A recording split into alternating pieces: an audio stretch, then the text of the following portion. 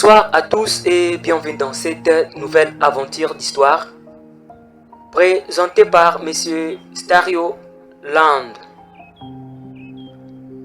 Maman Ntoto, Thérèse, toute l'équipe se joint à moi pour vous souhaiter un bon rétablissement avec nos meilleures pensées, nos vœux de bonne santé. Reçoit tous nos soutiens dans cette épreuve difficile. Nous pensons à vous. Ces messages pour vous témoigner notre sympathie.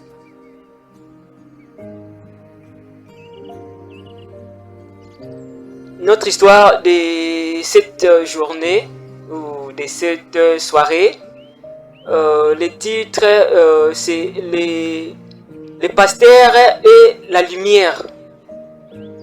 Les pasteurs et la lumière.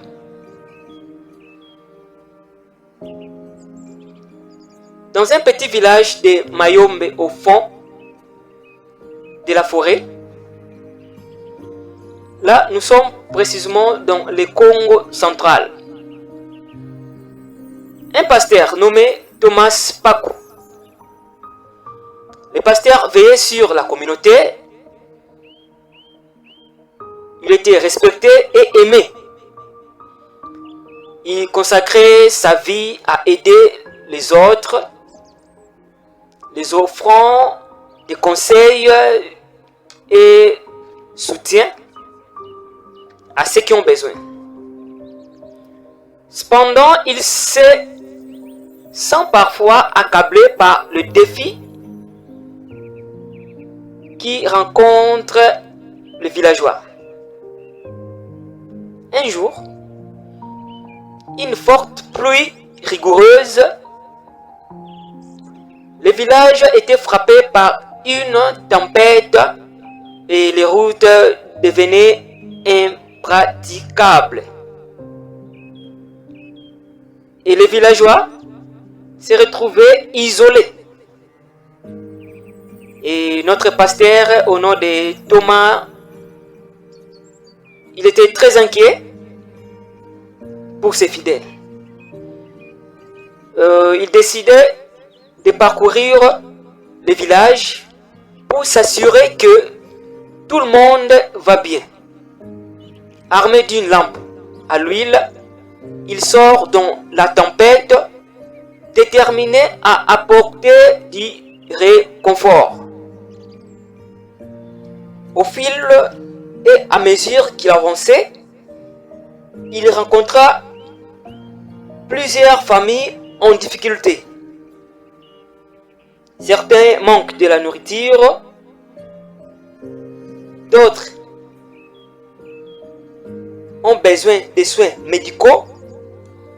Notre pasteur Thomas utilisait ses propres ressources pour aider ceux qui en ont besoin, partageant ce qu'il y a et offrant de mots d'encouragement. Un soir, alors qu'il se rentra chez lui, Thomas découvre une maison dont la lumière était éteinte. Inquiet, il frappe à la porte. À l'intérieur, il trouve une mère et ses deux enfants frissonnant de froid. Ils n'ont pas plus de provisions et ils sont désespérés. Le pasteur Thomas se rend compte qu'il doit agir rapidement. Il décida d'organiser une collecte de nourriture et de vêtements pour aider cette famille et d'autres dans les besoins. Le lendemain, le pasteur Thomas annonce à l'église qu'il va organiser une collecte, encourageant et donnant. Et ce n'est pas seulement en recevant, non, en donnant aussi. Parce que d'autres pasteurs oublient que même si les serviteurs, les membres communion participent dans les offrandes, dans les actions de grâce, dans le dîme. Et aussi, ils devraient aussi faire comme l'exemple. Parce qu'au fil et à mesure que vous donnez aussi, vous participez aussi dans des actions humanitaires. Cela aussi va donner plusieurs courage à vos serviteurs et à vos membres d'y participer paisiblement ensemble avec vous. Et le pasteur doit aussi avoir une bonne expérience de la vie chrétienne et de la vie de l'Église. Il doit également être attaché à la parole authentique telle qu'elle a été enseignée.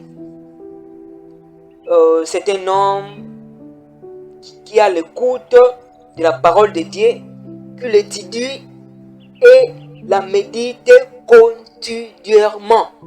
Et pour donner un petit astuce, la femme du pasteur sait qu'elle doit préserver et soutenir à la fois son époux, son foyer, sa famille, le ministère. Elle doit veiller à l'éducation de ses enfants, se montrer une mère intentionnée pour l'église locale. Elle doit aussi aider le pasteur à faire des choses qui peut aussi centraliser ou qui peut aussi aider le pasteur, par exemple dans des visites à domicile.